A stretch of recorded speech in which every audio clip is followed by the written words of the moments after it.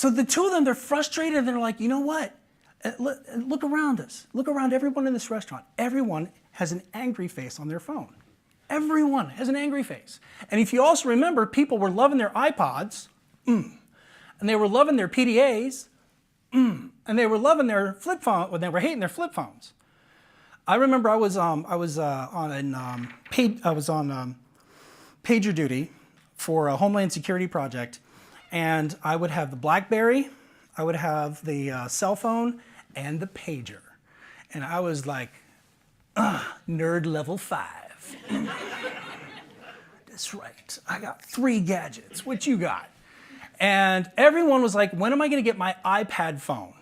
They were clamoring. It wasn't a terribly new idea. People were begging for it at the time, and Steve Jobs wasn't hearing about them until he had his own pain point, and then came this on the right-hand side. That's the original iPhone. Do you remember what it didn't have? Because today, you're gonna hear about all the great things the iPhone has today. I'll tell you what, anybody remember the features that the original iPhone did not have? Copy and paste did not exist in the first version. Anybody else remember? I know it's 10 years ago, and that's way back, way back. Bluetooth. Bluetooth didn't even exist at the time. Bluetooth was like, not there. You know what else wasn't there? The App Store. Not there. You get what you get, and you don't throw a fit. That's what you came with the iPhone. Another thing that wasn't there, texting photos. Was not there. Another thing that wasn't there were running multiple apps at the same time. You couldn't do that. You could barely do anything on it, but it was so visually different, it blew people's minds away, and it just changed the world. This is the idea of an Agile product. 2 ideas. Number 1, use what you have, not what you wish you had. And what Steve Jobs had at his disposal is he had the iPad, got that. Or the iPod, I'm sorry. He had the iPod, got that. He already bought the company with the touchscreen technology. They were going to put it on that large form factor tablet. And so all they wanted to do was to compress that down. The first prototype was just a smaller version of that with an app, with a contacts icon on there. And as soon as he saw it, he's like, that's it. This is the way people have to use their phones. Use what you have, not what you wish you had. Stop complaining, start working. Just go. The other idea around the Agile product is don't do everything. Don't do everything. If you want to do everything, you're guaranteed never to finish. Just do what's absolutely barely necessary. Reid Hoffman is the co-founder of LinkedIn. He's got one of my favorite quotes. He said, if you're not slightly embarrassed by the first version of what you put out, you waited too long. Just go. Because if you wait too long, the opportunity will pass you by. Agile product. 4 key concepts at product, partnership, people, and the pivot. Let's talk a little bit about tax time bonds. So I'm going to invite some guys up here to talk about their product, how they're working to do something with what they have. Great. So you are? I am Vikas. And you are? Jonathan. Jonathan. Tell us, what is tax time bonds? What is that all about? It's definitely not as cool as iPhone. It is? Oh, there's. All right. Yes, Debbie, yes it is. She's a business owner, that's why she thinks it's cool. Okay. No, but we have a smaller user base. It's, to put it in layman term, the tax money we get, we can actually get savings bond. Paper savings bonds. Paper saving bond. When you order that, the old app that was using to convert to get the orders in and get the bonds out to people, we're replacing or rewriting that app. It was built in Power Builder, now we're writing in Java. That's tech stuff. Okay, so then what led you to build this new infrastructure in an agile fashion? What appealed to you about that? What made sense? We were trying to go to, as you were talking about, learn quicker, faster, release sooner, so that Debbie could see the product a lot sooner than waiting till the end in a waterfall fashion. Okay, and what have been some of the wins, the upsides with the work that's been accomplished so far? I'll take that one. So the wins, the first one would be changing the mindset of the business owners. First, when we started Agile, not have a high confidence in, when I'm going to get to see my product, if it's going to be there or not. But the fact that we were able to start producing from sprint one slowly changed their mindset that, oh, Agile works. I can actually make decisions, change my scope. If I don't want the buttons here, I can change that now. Where in Waterfall, didn't have that choice until maybe year 2. Okay, I heard some funny words. What I think I hear you saying was that within the first month, Yes. your project sponsors could see something. Yes. How did that help? I should ask her, but I think that helped bring more confidence. Confidence. And it gives Tangible. It's a tangible presence Yeah. versus Okay. waiting to, let's say at the end of development, where then they finally get to see it when they get their hands on it. So they can change their product as they need. Like you said, try to go for something you can have and not everything you can get. So they could change what they wanted as we go and develop. So the biggest factor would be change with time. And allowing business sponsors or project sponsors to have more control over what the product should do, as opposed to making guesses and hoping for the best and things like that. Okay, sounds like rainbows and unicorns. What was the trade-off? Tell me something that was painful, or what was the cost of having to change hearts and minds and then do a lot of that revision and a lot of that showing something in a month? How do you do that? So the very biggest challenge we had is resource attrition and having dedicated resources. So with the management support, of course, where we could adjust our schedule, not overall, of course you can't change that because that's fixed, but adjusting our sub-releases schedule, adapting or responding to the change quicker. Basically, we know that we don't have enough resources. We can't do a whole lot. Let's try to do what we can and get more people to fill in before we can take on the bigger stuff. So you said attrition. Does that mean that by going agile, people will quit? No. That's not what I meant. It's more like if you had a person retire, or, right, that was our first setback, was somebody decided to retire. Now we are cut down, and not having a dedicated resource not give us the constant productivity we want. Right. So we can't gauge how much we can do in a sprint or in a sub-release if we don't have constant set of skills going over sprints or over time. Round of applause for tax time bonds.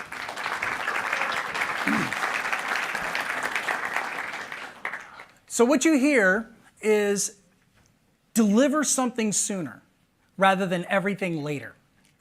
Deliver something sooner rather than everything later. If you're designing a new business service, try it out a little bit before planning everything perfectly. If you're putting together an annual report, you might want to put together a draft or an outline and put that in front of some senior stakeholders before you write the whole thing and send it off to production. Or in their case, if you're building a new infrastructure, you might want to put it in front of the project sponsors a month into the project, so that way we can have more alignment, and that way the project sponsors can have more control over where things are going. Credibility, visibility, just deliver something. And yes, there are some challenges with that. You heard them say that in order to accelerate that delivery, they had to find a lot of extra resources that just normally aren't lying around, whether it's physical resources or human resources. So, Agile product. This is one pillar of the four pillar parts of what agility is intended to mean.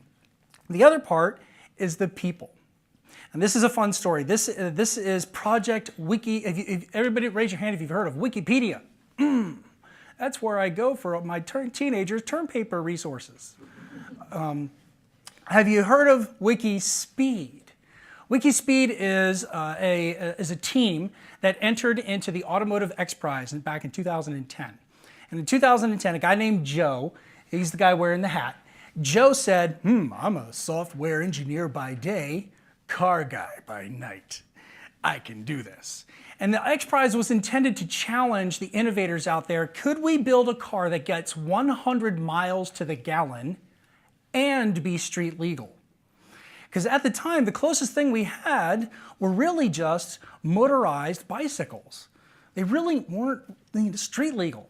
And so what he did is he asked a couple of his friends to get together, and they built in 3 months that. And it came in the top 5, beating out, Cal Berkeley, MIT, and people like that. That story went on to be featured in Fortune magazine, Inc. magazine. Why? Because he was applying these modern approaches to work in order to get things done. One of the techniques, one of the approaches is pairing. 2 people doing the job of 1 person. Why on earth would you do that? Why would I pay 2x for 1x worth of work? Well, in this case, these 2 guys are working together in the shop on a particular part of the car. And by working together, one trains the other on what he knows, and then 5 minutes later, the other trains the other on what he knows. Mutual mentoring. This is about hands-on knowledge acquisition, and it tends to replace the need for most forms of documentation. Instead of writing it down, how about we actually do the work? And then that way, by doing the work, and we have what's called tacit knowledge percolating within the team. That's one. Another technique was that Joe wanted to build that body, because the orange body is kind of cool. And so what he said is, you know what, I want a carbon fiber, because he was invited to the Detroit Auto Show just 6 months after he had done that first version. And he's like, I can't take a cardboard box looking silly thing to Detroit Auto Show with all the booth babes like, and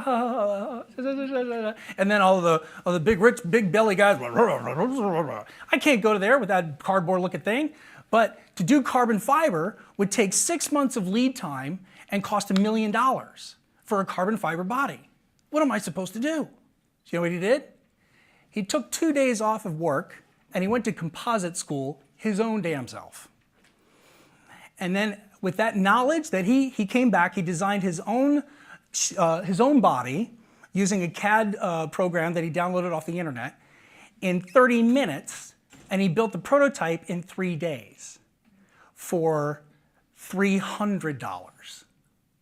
Because it turns out what makes carbon fiber expensive is not the materials, it's the knowledge behind the materials, the designers. So it's that kind of ethos that made him powerful, and it attracted a bunch of people. In fact, he started attracting enough people to where he had volunteers across the world in over a dozen countries saying, hey, if you're wondering about the timing system and the firing chips, I got a little bit of free time. How about I open up my computer and I'll do some computer programming for you on that timing system for free? Because what he found was nothing motivates more than momentum. Morale, this is his phrase, morale is a multiplier for velocity. And when people start generating momentum, they get excited and they want to do more. Have you ever noticed that ticket sales increase come playoff time? People want to join a winning team. Morale is a multiplier for velocity. The more you win, the better you play. The more you win, the better you play. And to the point where, this is me, over in 2013, he took the show on the road. This is Agile DC, the conference for, back in my hometown, and he brought a kit. And he had the entire conference, about 500 people, take turns over the course of the day assembling that. That is the actual car that we put together, complete strangers with no basic knowledge at all of motor vehicles other than push, gas, pedal, sit in chair. And that's all I knew. And here I am working with another guy who's built one before, and he was helping an entire conference of 500 people assemble a kit in a day. Agile people. So be the change you want to see. Or be the innovation that you want to see. If you're stuck, try something different. If you have a question, go get some help. If you want to put together a winning team, be a winning player. And it worked for them. It also worked over at the learning group. So I got a story from the credit community development and learning.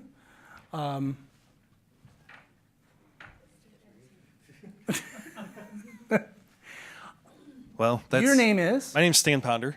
Stan, what is the proper name that I obviously got wrong of your group? He's looking at me like, Yeah, I was like, I don't know who that is. No, we have an application called the Learning Center, which is in supervision, and it's housed. What it does is it houses all the programs that bank examiners have to go through in order to be commissioned, and then stay relevant as they go do their work every day. So the project you started kind of started with a big backlog of leftover work. You ever inherited a big backlog of leftover work? Somebody else finished and they're like, congratulations, here's what I've left over for you. How did you approach that? Well, we knew we had a problem when we were on a call one day with our client, and we had a developer that was kind of trying to shepherd the other developers, which was not really fair to him. And when we said, so this person that's got this big, massive rollout for these evaluations, it's still on target for next Friday, right? And he paused, and the sentence that came out of his mouth was, prepare to be disappointed. I'm not making that up. And therefore, So a line formed at just about every manager's office after that. Jaws on the ground, picking them up. Yeah. I'd been on the team for about a month at that point. It was fantastic. So what do you do? Well, we knew we had to make a change, and we said, there was a lot of us that had been talking about Agile kind of informally, and we said, this is, we did our research and said, this is proven to help with some of this, so let's give it a shot. And what in particular did you try? What seemed to make a difference? What made the biggest difference was putting some organization and some parameters around kind of how we do our work, so that developers weren't developing in silos anymore and trying to just push as they can. We planned together, we worked together. We had a product owner, in my case, which is what I became, which kind of became that liaison between the business lines and the developers to kind of help kind of organize everything to make their lives easier. So it was more just setting it up, and so it wasn't just people just running around with their hair on fire. So what I hear you saying is that what really helped was to create the space for a team to come together to solve a problem. Absolutely. Okay, so how did you create a sense of team rather than just an arbitrary collection of individuals that happen to be randomly working on the same project? How did you make that shift? Well, there was a lot of yelling at first. I'm kidding. No. No, he's not. There were some interesting discussions. No, in all seriousness, we really did. We worked a lot on teamwork, and we brought everybody together because we're also remote, which is an additional, kind of caveat to all this whole story. We brought people together. We put everybody in a room in the same space for 3 days, every 3 weeks for a couple of periods, and then we kind of incrementally let it go a little longer as we got better at what we were doing. But that was really the first part. Doesn't that cost money? It costs a significant amount of travel money, yes. Was it worth it? Absolutely. Says you, or Says our client that now wants to know why we're not doing this with other areas as well. Ladies and gentlemen, a round of applause.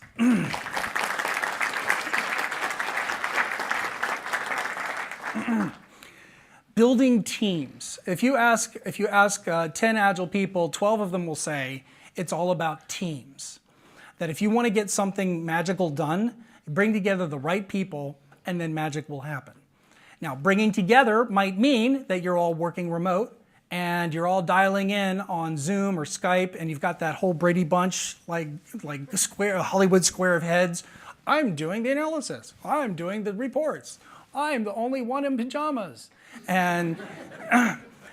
But at least we're all together as equals, dialing in virtually and collaborating. But to this point, it might mean, you know what, we got to throw down some cash and bring everybody to the same room in the same building for 3 days once in a while.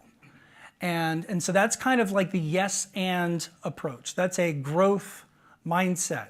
We'll talk about that a little bit later. So people, we've talked about product. We've talked about people. And the other part is around partnership. This is the San Jose Civic Center. It's a town hall facility. And every year for the last 5 years, this is how they do their civic budget. The mayor heard about a technique called innovation games from a local area Silicon Valley innovator. His name is Luke. Luke's a friend of mine. And what Luke does is he designs collaboration frameworks to get people to work together, especially when they violently disagree. Well, not violently, but when they strongly disagree. And the way it works is this. A couple months leading up to the big planning cycle, the mayor will make an announcement on his website and on Twitter saying, hey, citizens of San Jose, we're under a tight budget crunch. You've never heard of that ever before, right? At the bank? Yeah, this has never happened. We're under a tight budget crunch. We have some hard choices to make. But I'm an excellent politician, and I will not make these choices by myself. How would you like to be a part of the decision-making process? He's thinking as a way to differentiate himself from his upcoming opponent. And so what he does is he says, if you're interested, then you can either A, sign up for an online collaborative tool that Luke has built, where people can log in and they can bid.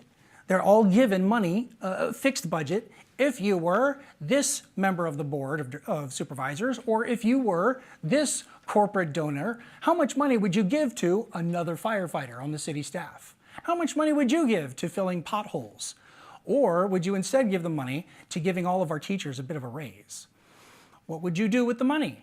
And so online, in the online tool, they all offer a bid. Option 1. Option 2, on the big day, come to this live in-person event where we will have spreadsheets with that detail the cost of things and the amount of theoretical, fictitious amounts of money that you could bid. And when you add up all the money, surprise, surprise, all the people at the table don't have enough to fund everything. It's evil by design. You must make a choice. And so people start hemming and hawing. They start making alliances. Hey, how about you go in $20 on this, and I'll go in $20 on your thing, and then we can be, yeah, that's good. And then 5 minutes later, I'm done with him. I'm taking it back. I don't want to do that anymore. And you're like, what are you talking about? I thought we were friends. No, we're not. You're into the Raiders, and I don't like the Raiders. And so that's the kind of conversation that happens. And it's a really magical event because what it yields consensus. It yields alignment between those who are receiving services and those who are providing services. And that's what partnership is about. We're moving in a world of work away from the McDonald's model, where I have something to offer, I'm sitting here waiting to take your order, please tell me what to do, please tell me how I'm supposed to give, you give me money, I do what you say, that's how things, now we're moving to a partnership model, from transaction to transformation. And I don't think I'm doing it justice. I think you might want to see the video where we brought a camera along to take a look at what this looks like.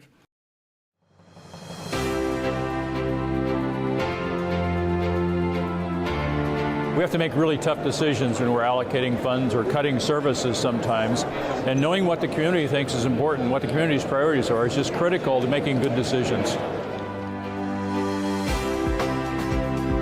This particular approach of using Continuo and really creative game type environment has been part of our process for the last 4 years, and it's been an invaluable way for the City Council to get input from the community. In the background, you can hear the buzz and the excitement and the engagement that happens when we come together to solve these kinds of problems. I found it to be a very good exercise in learning exactly how the city functions, where the money comes from, and from what sources and who needs the money and how much they need.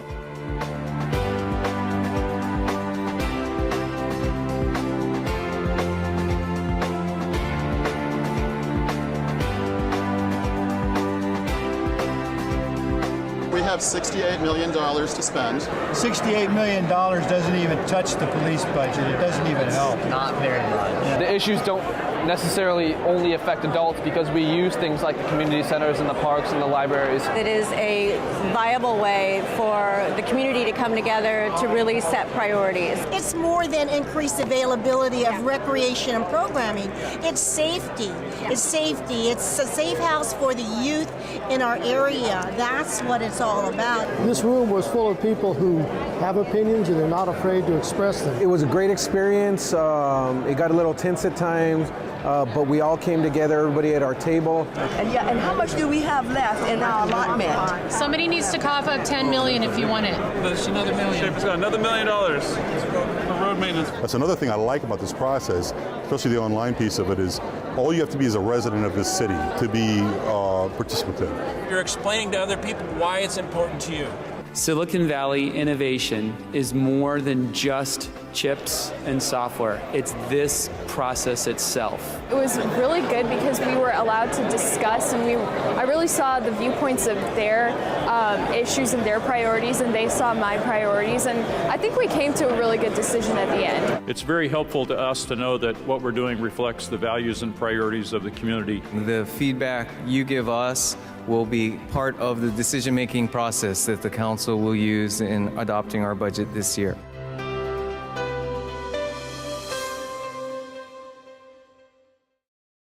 Did you feel that energy? Did you feel that people were no longer complaining about the services and the projects, but they now felt a sense of ownership? If you're a project leader and you're not doing this, you're literally missing out on half of the value that you can contribute to your funders, to your stakeholders, to your end constituents. Partnership. It's about bringing people together, the people who need services and the people who provide them, and co-creating the solution together. We heard earlier, Sam was talking about how by working together as a team, we can produce more. But then you heard earlier with tax time bonds, by working together with our sponsors, we can adjust and align on the output in a true collaborative fashion. You know, let's hear another story. Let's hear about payment analysis and screening system. So your name is? My name is Ryan Barr. Ryan, your name is? Jason Callahan. Jason. What is PASS? Tell us. So PASS stands for the Payment Analysis Screening System. It takes aggregated financial payment data from all institutions around the country, and then compares it against peer group averages, and then creates a report, and then the bank examiners use that for doing bank exams.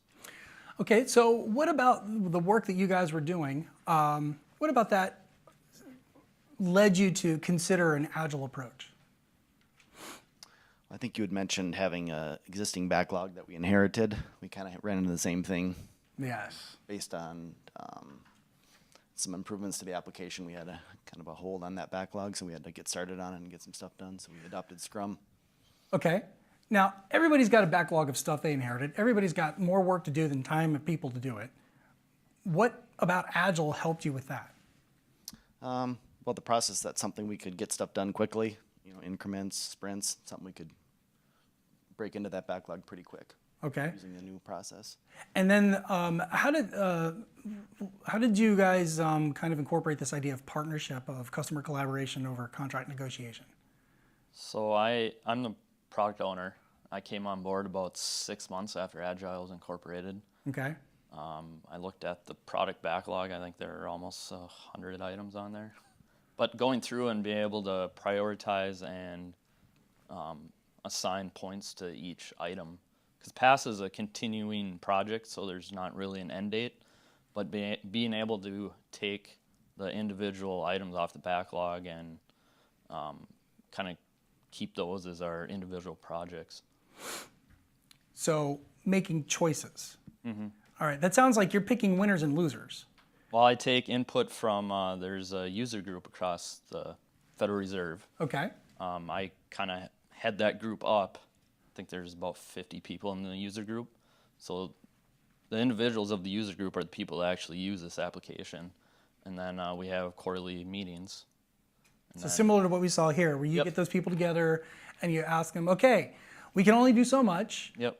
Which ones are absolutely most urgent, most important right now? Yep. And how do you, and so that means some people end up being disappointed, prepare to be disappointed. Mm-hmm. How do you still have a job? Well, you take your turns picking which ones you want to do and which ones you don't, and you don't want to do 5 enhancements from the same person in a row. And it actually works out great being input from the user group, because it's just like the video we just watched. You come to a consensus and figure out how to incorporate it into the application.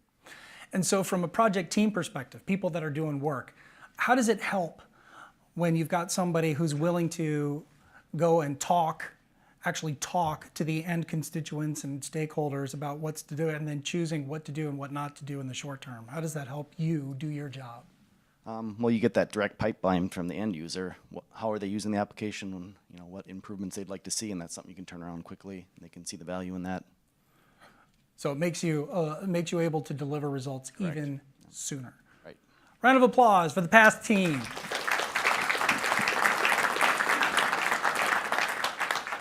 So moving beyond a transactional relationship to a true partnership is one of the key pillars of agility. It's about, so we can use a technique, we can do innovation games, but if we want to be agile, we have to start talking about being a partner with all of the people that are involved in a project, and not just having a give me orders and I'll do work kind of an approach. So now it's time for the fourth, and that is the agile pivot. Now, I'm going to get a little bit personal here. This is my story, because I'm on stage and I get to tell it. For the longest time, I've wanted to run a marathon. I just wanted to be one of those people that had the 26.2 sticker on the back of their car, like, nah, nah, nah, nah, I am healthier and fitter than you are, and nah, nah, nah. That's not why I wanted it, but yeah, it was. And so I'm wondering, like, how do I do this, and how do I get started? Because, you know, I ran a couple of 5Ks here and there in high school. I'm not anywhere nearly qualified. You know, what do I do? So you Google it, and I found marathonrookie.com. And at marathonrookie.com, it says, would you like to do a half marathon or a full marathon? I would like to do a full marathon. Would you like to do it right away or after some time? After some time. And it offers you a weekly plan of how much running you should do in a given week. And you start by maybe walking around the block. Get up off the sofa, walk around the block, and then binge watch Game of Thrones. and I did. I tried it. And so what I found for myself was that I had what amounted to a cadence, which is an agile technique. It's something that you can do. You can have a strict, regular weekly cadence, and in each single week I have a target of product to deliver, marathon runner, and I'm going to get a team together. And the team was my doctor, who said, okay, you're a moron, but I can't stop you. And then my wife, who said, you're a moron, but I can't stop you. And so the team I got was not terribly helpful. But then I also got a little bit of what I call performance accelerators. If you want to accelerate a project, make some investments in a 3-day get-together. If you want to get a project, make some investments in a user group that we just saw there. Or if you want to make some investments in some IT infrastructure. And this is a Fitbit. And so I started tracking how much mileage I was covering in a given week, and I was comparing that, and I started to do some homework. And I got the Marathon Beginner's Guide, and I started looking at, okay, what I can prepare for this, and I set for my sights the Las Vegas Rock and Roll Marathon as my deadline. This is in 2012, and it was perfect. I had it all laid out, had my plan, and got my, so I was like all project managey about it, and I had my deadline, and about and it all went horribly wrong. About 3 weeks out, I got shin splints. So I went to the doctor and I said, doctor, you're on my team. back me up here. I've been resting this for a couple of days, for like 3-4 days, and it's still hurting me. And she said, oh no, son, you not be resting that for 3-4 days. You're resting that for 3-4 weeks. And I said, oh my gosh, I'm not going to hit my target of scope, weekly running mileage, in order to hit the required delivery deadline. I don't know but the project plan says I have to do all of this. I have to do 22 miles on the last week before I rest up and then run the 26 miles. I'm not going to be able to hit it. What do I do? And so I had to redefine success. I had to pivot from a full marathon to a half marathon and then declare victory. Now, I know what all of you are thinking. You're a loser. Actually, no, you're a loser. You said you were going to do a marathon, but you're a loser. You did do the marathon. And to which I would be like, actually, no, I went on an airplane. I flew to Las Vegas, and I was with 1,000 other people, and I ran a half marathon. What do you say? Does that look like project success to you? Heck yeah. I am now a member of the marathoner community because half marathoners are honorary members.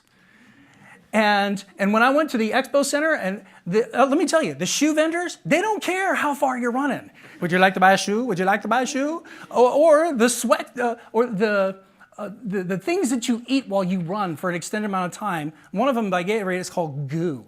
And so I'm going to get my goo, and would you like to buy more goo? And that sounds so appealing, and as a foodie, you might want to eat your goo. They don't care how far you're running. They want to sell you more stuff. You are an official honorary member of the marathon community.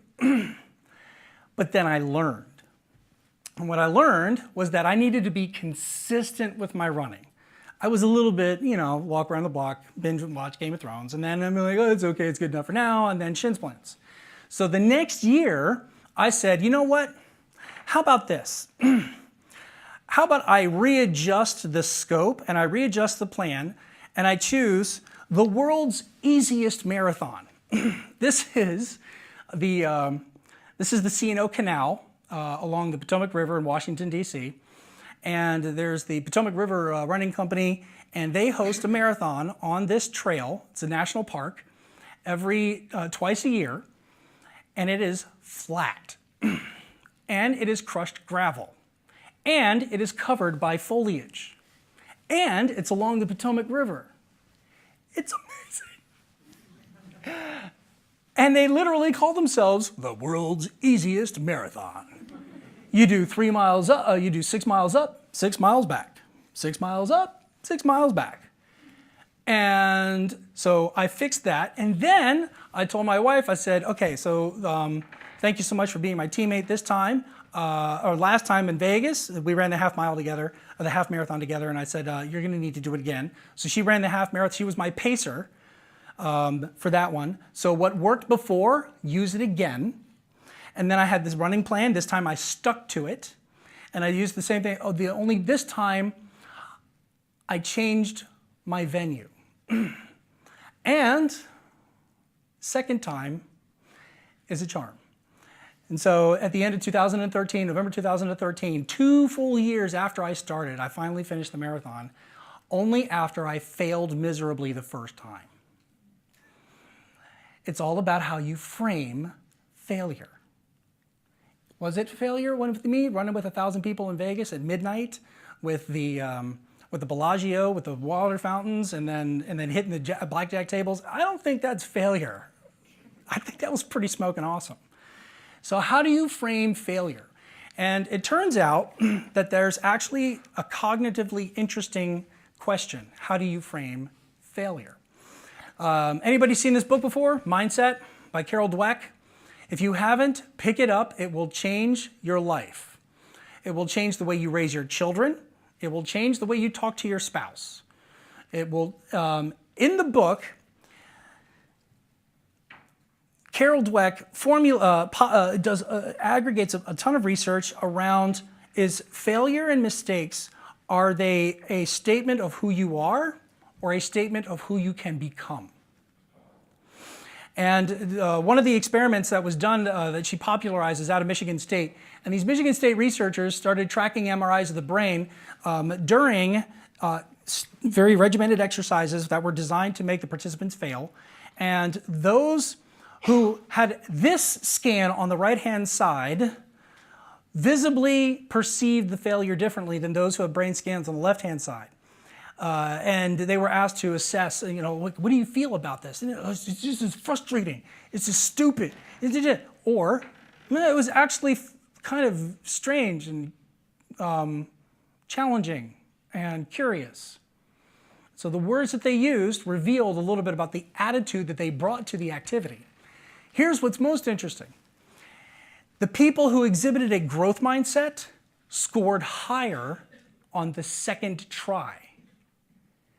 The people who had a fixed mindset scored worse on the second try of the exact same activities. And so this is cited again and again in the Agile community as a way to explain the manifesto of trying work a different way. And what I'd like to offer to you guys is that you can be stuck, but you can also evolve. And so I would like to challenge you to try things so that you can start retraining your brain. This is the term of neuroplasticity. And in neuroplasticity, it's the notion that who you were yesterday is not who you were today, and is not who you're going to be tomorrow. There are some things that change, but you've evolved, you've grown. You're smarter than you were 10 years ago, and that's a good thing. So it's a journey.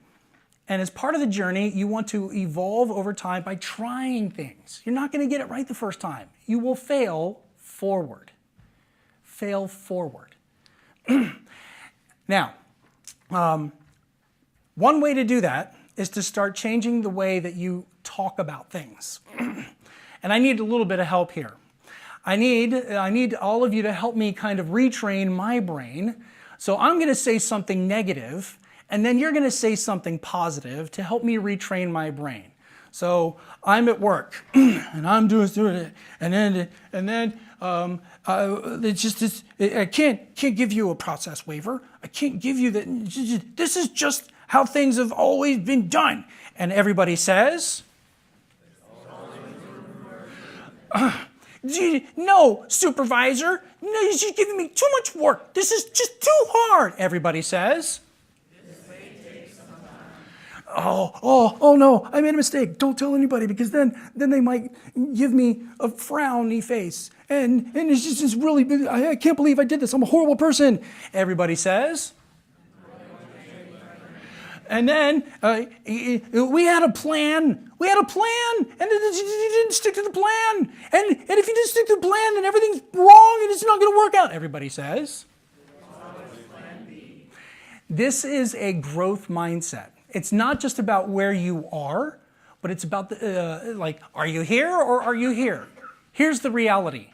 All of us, I don't care how agile schmagile you are. I don't care how many hipster, hippie little trips you do over to Silicon Valley. Everybody lives here once in a while, especially in a marriage or with teenagers. Actually, son, if you get a D, it's not the end of the world. What are you talking about? It's not the end of the world. He's a lazy bum. He needs to get to work. So now, growth mindset. Everybody lives here from time to time. Everybody does. And so even if you are somebody like me who's literally paid to live here and to tell people to get here, I'm here all the time, more often than I'd like. And so I want to start doing things differently. Take a few risks. Open your mouth and start asking for help from your colleagues. Schedule a meeting with people you haven't scheduled meetings with before and see what they have to say. Try something. And then when you try something, at that moment, you're literally reprogramming your brain. You're entering, as soon as you step outside your comfort zone and you feel that that kind of niggling pit in your stomach, oh my God, oh my God, oh my God, oh my God. You know what I'm talking about? When you feel that, you step outside, oh my God, congratulations, that's called growth. And when you're moving in that direction, you start giving yourself a little bit of a track record that makes it easier the next time around. Try something and then remember. Try something and then remember. Reflect. And so this is what we're talking about, doing Agile versus being Agile. We've heard several stories about how people had a problem and they tried a new approach, and it reflected an attitude. It reflected an open mind. And I think these guys will tell you it's not perfect. They'll tell you it was a bumpy ride, as will all the other people in the stories. I told you my bumpy ride. And so what I want to share with you guys as we close is that it's for you. It is for you. I did a poll on LinkedIn with all of my people in my Agile tribe, and I said, what does Agile mean to you? Tell me, internet. And some people said, Agile is about people. Another person said, Agile is about growth mindset. Another person said, Agile is about adapting to change. One woman said, Agile is about risk management. Okay, that came out of nowhere. But that's what she believed. Agile is about product management. Wouldn't you know, several dozen answers, not a single one was the same. Because we're talking about what is needed for you. What is the problem you're facing? Is it a people problem? Where the people that you're working with just aren't collaborating, we've got to find a way to get them to? Is it a product problem where we're stuck and we're not able to get something, anything in front of anybody in order to generate momentum? And the product that we're using is riddled with quality issues, or the report that we're writing isn't resonating with people? Is it a partnership issue where the people around you don't appreciate the value you're giving because you never actually pull them into the conversation? Or is it about pivoting? Is it about the fact that by the time you start actually making momentum, the whole landscape has changed around you? Depending on where you're at, you're going to want to try something that's different. You're going to want to try something that fits within one of these 4 pillars. And so that's what I wanted to share with you today. That doing Agile is the path to being Agile. And that's the goal. The goal is to start embracing a growth mindset and maybe having a few successes, a few success stories of your own along the way. Thank you very much.